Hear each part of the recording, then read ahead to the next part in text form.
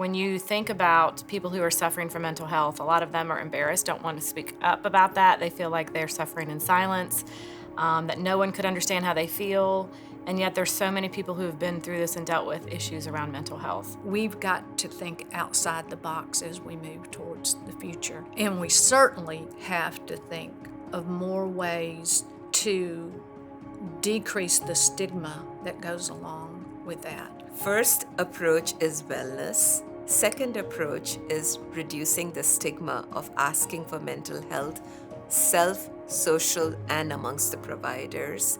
And 3, when they do come for treatment and when they finally agree for treatment, making treatment available to them. Often we think of hospitals as caring for physical ailments, but so much of care for a patient is not simply care that's their blood pressure or an injury, but care to the whole person, to their spiritual and emotional needs as well. We discovered that our oldest grandson was sourcing prescription drugs for recreational purposes.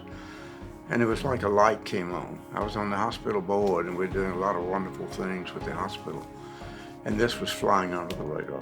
You know, our mission is essentially to remove the barriers from people getting and staying well. Whatever it is, we want to be there to assist. And if we don't do it, we connect them with people in the community that do. The moms with addiction problems, we have the peer recovery coaches. I've seen nurses line the hallway when a mom left the baby.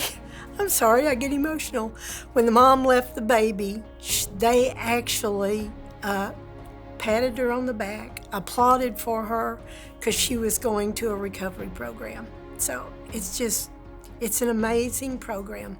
What we do with live therapeutic music is it's more like sound therapy. It's an amazing journey to be able to watch a patient's heart rate come down or their blood pressure come down. Quite often we are called upon to basically stabilize vital signs in the ICUs. We pulled an interdisciplinary committee together and we started what we called Beyond Dementia.